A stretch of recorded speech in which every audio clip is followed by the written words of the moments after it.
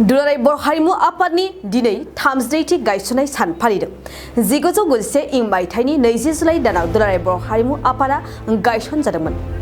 क'क्राझार सहर बागानसालिनि दुलाराय बर' हारिमु आफादनि मावख'आव दिनै मिरु आफाद आरो क'क्राझार जिल्ला दुलाराय बर' हारिमु आफादनि बानजायनायाव दुलाराय बर' हारिमु आफादनि 32थि गायसनथाय सान फालिदों।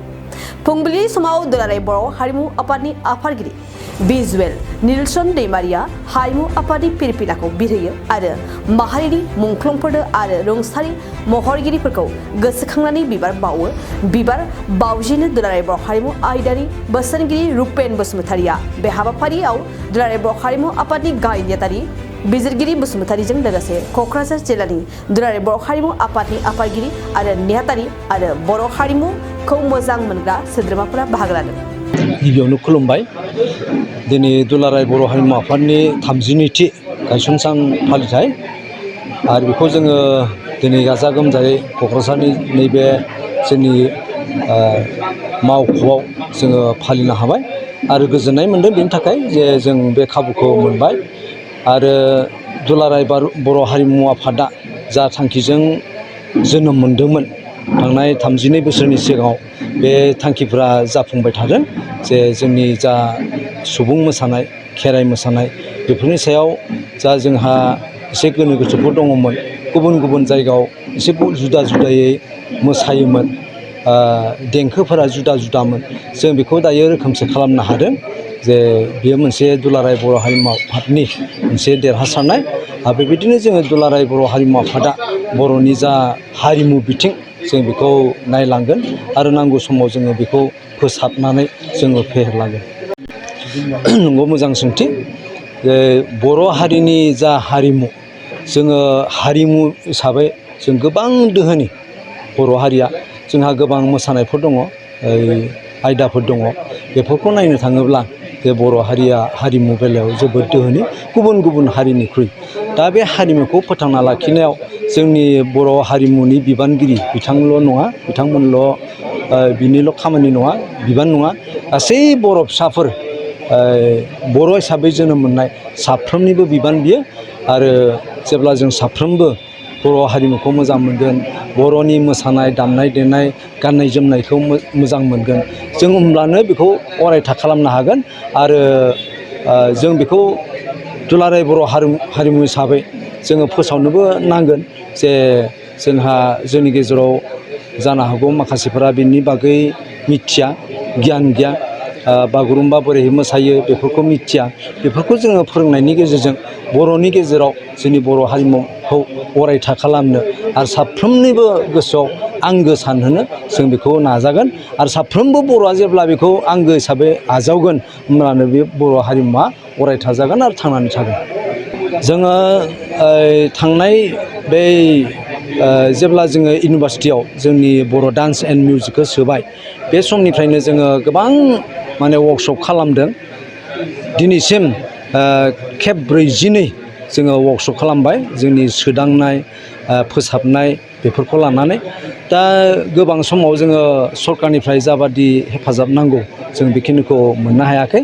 आरो जों आसा खालामदों, जों सम सम सावरायो जोंनि सिगांनि सरकार हाग्रामा महिलारि बिथांजोंबो सावरायदोंमोन आरो दानि सरकारजोंबो जोङो सावरायगासिनो जे हारिमु जोंनि बर' हारिमुखौ फोथांनानै लाखिनो आरो जोंनि जा मिउजिक दङ, डान्स दङ, बेखौ फोसाबनायाव बा मानसिनि गेजेराव आंगोथिखौ लाबोना होफैनायाव सरकारनि जा मावनो गोनां खामानि बेखौ नोंथांमोना हेफाजाब खालामनांगौ। आरो बे बेलायाव जों जिहेथु खैबाबार सावरायबाय बिटिआरनि चिफ बिथां मानगोनां प्रमद बर'जों, बिथाङा मदद होदों। दासिम जों मोनाखै, मोनथ'वाखै, खिन्थु उनाव मोनगोन होननानै जोङो आसा खालामदों आरो बिनि गेजेरजों जोङो मोजां खामानि मावनो हागोन। जोंहा जेंना हिसाबै बेबायदि गेदेर जेंना जायाखै। जोंनि जा हारिमु आफादा जिखौ सोदांबाय, गिबियाव बे बारदै सिख्ला आरो बागुरुम्बा, बे मोननैयाव जोंहा एसे गोनो गोथो दङमोन। बे दक्षिण गवालपारा दुधनै बिथांमोननि मोसानाया एसे जुदा आरो दुलाराय बर' हारिमु आफादनि जि सोदांनाय बेयो एसे जुदा। दुलाराय बर' हारिमु आफादाबो जि गिबि अरिजिनेल बेखौ लानानैनो मावदों। सिगाङाव बे दरं आरो बिनिफ्राय सनितपुर आरो बा बे क'क्राझार जिल्ला गासैबो एसे जुदा जुदायै मोसायोमोन दायो नाथाय बेयो रोखोमसे जाबाय आरो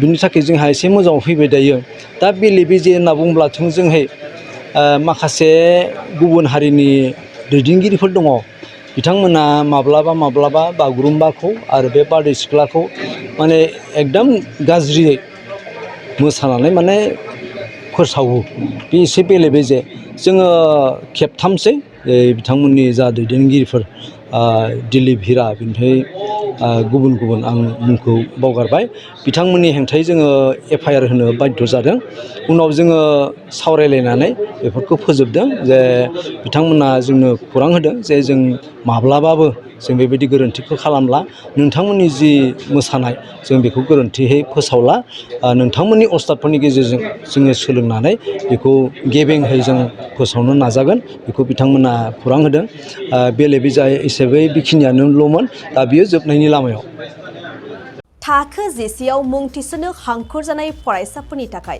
मोनसे गोनां फोसावथाय रौता नर्थ इस्ट पाब्लिक फरायसालिया नोंथांमोननो मोनसे गोजोनथाव खौरां लाबोदों CBSE जों गनायथि मोननाय रौतानि मुंदांखा नर्थ इस्ट पाब्लिक स्कुलाव दायो थाखो जिसेनि मुं थिसननाया सोलिगासिनो साइन्स आरो आर्ट्स मोन्नैबो स्ट्रिमनि थाखाय रौतानि नर्थ इस्ट पाब्लिक स्कुलाव मुं थिसननाया सोलिगासिनो बे फरायसालियाव थाखोनि फराफारि आयदा फोरोंथाइजों लोगोसेयैनो JEE NEET CUET engineering medical entrance आनजादनि थाखाय उफ्रा फोरोंथाइबो होनाय जायो